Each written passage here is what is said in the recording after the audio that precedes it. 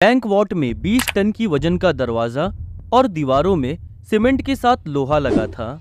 बनाने वाले को इस पर इतना यकीन था कि उन्होंने बैंक वॉट में सिक्योरिटी अलार्म तक नहीं लगाया था, क्योंकि इसको अनब्रेकेबल वॉट कहा जाता था। इसका भरम तो तब टूटा जब लुटेरों ने एक मास्टर प्लान बनाया और पूरे 27 घंटों तक सिक्योरिटी को चकमा देकर इस बैंक के वॉट में छुपे रहे। क्राइम स्टूडियोज में एक बार फिर से आप लोगों का स्वागत है।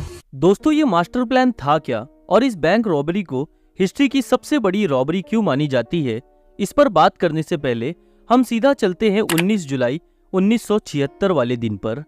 मंडे का सूरज निकल चुका था और फ्रांस के शहर नीस में सोसाइटी जनरल नाम के बैंक के स्टाफ बैंक में पहुंचना शुरू हो गए थे। ये बैंक आज के दिन तक दुनिया का सबसे सिक्योर और दुनिया का सबसे मजबूत वॉट रखने वाला बैंक माना जाता था।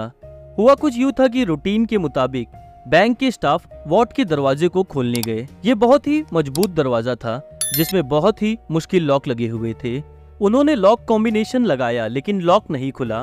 अब यहाँ ये जानना जरूरी है कि ये दरवाजा पहले भी प्रॉब्लम दे चुका है, क्योंकि इसका वजन करीब 20 टन था, इसीलिए ये अक्सर फंस जाया करता था। बैंक स्टाफ को लगा कि आज भी ये फंस गया है, तो उन्होंने वॉट बनाने वाली कंपनी को कॉल किया। 30 मिनट के बाद वॉट कंपनी के एक्सपर्ट्स बैंक में आ गए और इस दरवाजे को खोलने की कोशिश करने लगे। लेकिन प्रॉब्लम की बात यह थी कि इस बार कंपनी के एक्सपर्ट से भी ये दरवाजा नहीं खुल रहा था। उन्होंने कई बार कोशिश की लेकिन ये दरवाजा खुलने को राजी नहीं था। बात अब सीरियस हो जाती है, क्योंकि कस्टमर्स की लाइन लगी थी और अब बैंक की इज्जत का भी सवाल था। आखिरकार 3 घंटों के बाद उन्होंने ये फैसला किया कि इस बैंक की दीवार में ड्रिल मशीन से सुरंग की जाए और ये देखा जाए कि आखिर क्या चीज फंसी है। वॉट के दरवाजे पे किसी फोर्स एंट्री का निशान नहीं था। इसकी चारों दीवार पर भी किसी किस्म का निशान नहीं था। हैवी ड्यूटी ड्रिल मशीन से सुरंग करके जब अंदर झांका गया तब ये पता चला कि वॉट की दीवार को अंदर से किसी ने वेल्ड करके बंद किया हुआ है। ये मंजर देखकर इस पर यकीन करना बहुत ही मुश्किल था, क्योंकि वॉट में जाने का सिर्फ एक ही रास्ता था। ना ही इसके अंदर कोई रोशनदान था और ना ही कोई खिड़की, यानी वॉल्ट के अंदर जाना इम्पॉसिबल था। अब ये देखकर सबको एहसास हो गया कि यहाँ कुछ तो एबनॉर्मल जरूर हुआ है। उन्होंने मशीनरी मंगाई और वॉल्ट की दीवार को तोड़कर अंदर जाने का फैसला किया।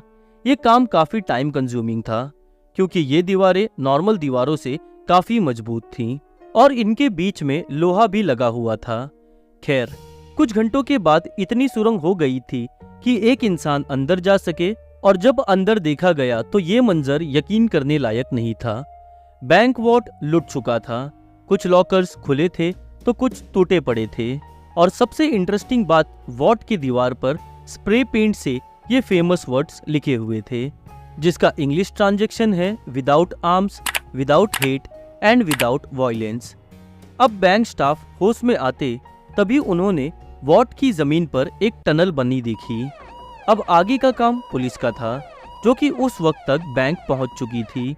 डकैत वॉट में मौजूद पैसे और गोल्ड ब्लॉक समेत 4000 में से 400 सेफ बॉक्सेस तोड़कर उसके अंदर से कीमती चीज लेकर फरार हो चुके थे। जो टनल उन्होंने खोदी थी वो शहर के सबसे बड़े अंडरग्राउंड सर्वी रेंज लाइन में निकल रहा था। वहां पुलिस को काफी सबूत मिले, जिसमें टूल्स और 27 गैस सिलेंडर्स भी थे, जिसकी मदद से डकैतों ने वेल्डिंग टॉर्च भी जला ली थी। ना सिर्फ इतना, बल्कि सीवरेज लाइन में ताज़ा हवा के लिए वेंटिलेशन इक्विपमेंट्स और करीब 1 किलोमीटर इलेक्ट्रिक केबल भी पाई गई। ये लूट $20 मिलियन से भी ज्यादा की थी, जिसकी आज कीमत $110 मिलियन या फिर 900 करोड़ रुपए के बराबर बनती है। ये ना सिर्फ सेंचुरी की सबसे बड़ी बैंक हाइस्ट थी, बल्कि इस पुलिस इन्वेस्टिगेशन को भी फ्रांस की सबसे बड़ी इन्वेस्टिगेशन का दर्जा हासिल था। खैर, ये बात अब पूरी दुनिया में फैल चुकी थी। बैंक के रेपुटेशन का तो अच्छा खासा नुकसान हुआ ही था, लेकिन फ्रांस पुलिस के लिए भी ये बहुत ही अफसोस का वक्त था। अगले कुछ महीनों तक पुलिस ने एड़ी चोटी का जोर लगाया और आसपास के लोगों को पकड़ा, बैंक स्टाफ को इंट्रोगेट किया, लेकिन कहीं से भी डकैतों का कोई सुराग ना मिल सका। फिर 3 महीनों के बाद अक्टूबर 1976 में फ्रांस पुलिस को एक बहुत ही बड़ी लीड मिलती है। डकैतों की ग्रुप का एक मेंबर अपनी ही गर्लफ्रेंड की टिप पे पकड़ा जा चुका था। पहले तो वो मान नहीं रहा था, लेकिन जब पुलिस ने उसे अपने अंदाज में पूछताछ की तब उसने बाकी गैंग मेंबर्स का नाम बताया।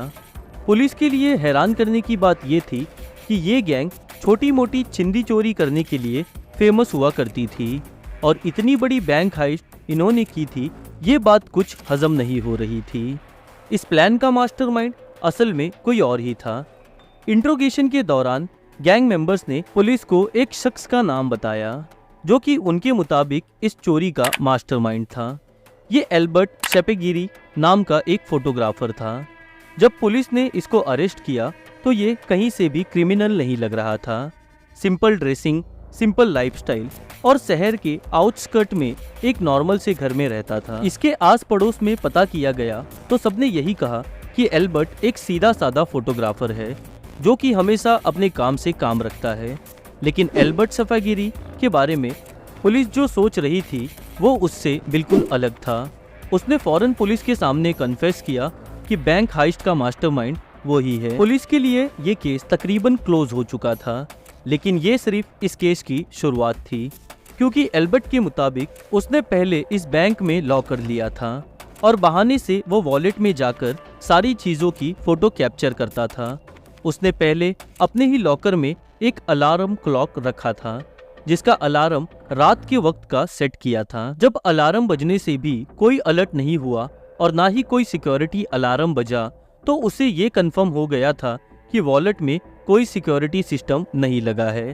फिर वो इंजीनियर्स के पास जाता है और खुद को सिटी गवर्नमेंट का ऑफिसर बताता है और शहर का नक्शा निकलवा लेता है। इस मैप से स्वेरिंग लाइन कहाँ और बैंक से कितनी दूर खुल सकती है उसका अंदाज़ा ये लगा लेता है। फिर उसके बाद कैलकुलेशन करने पे इसे पता चलता है कि करीब 26 फुट का एक टनल खोदने पर वो सीधा बैंक के वॉल्ट में निकल सकता है। अब इस काम के लिए बहुत ही मेहनत की ज़रूरत थी, इसीलिए एल्बर्ट ने शहर के एक गैंगस्टर को कांटेक्ट किया और उसे अपना पूरा प्लान बता दिया।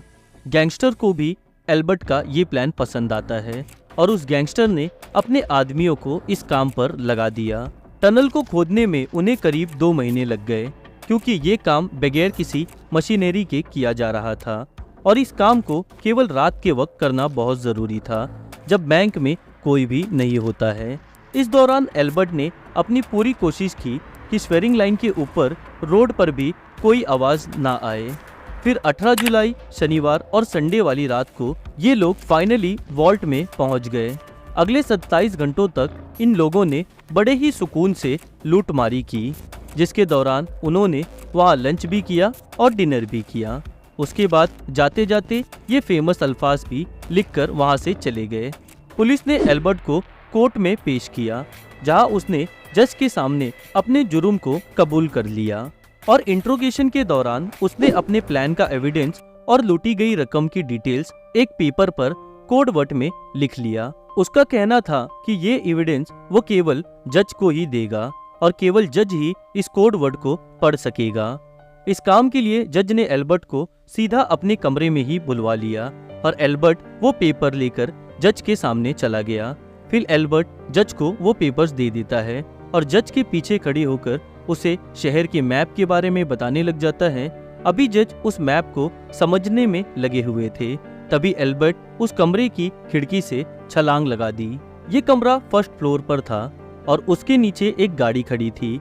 एल्बर्ट सीधा उस गाड़ी पे जाकर गिरता है और फौरन ही खड़ा होकर एक बाइक जो उसका पहले से ही वहाँ वेट कर रही थी उस पर बैठकर वहाँ से फरार हो जाता है।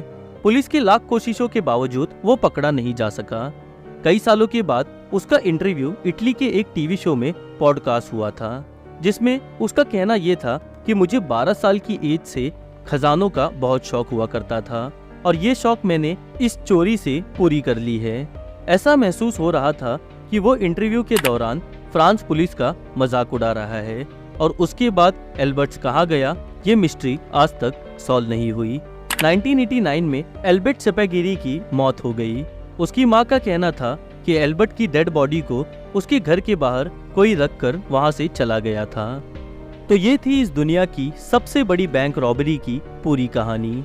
अगर आप लोगों को ये वीडियो पसंद आई हो तो आप इस वीडियो को लाइक करें और क्राइम स्टूडियोज चैनल को सब्सक्राइब करें।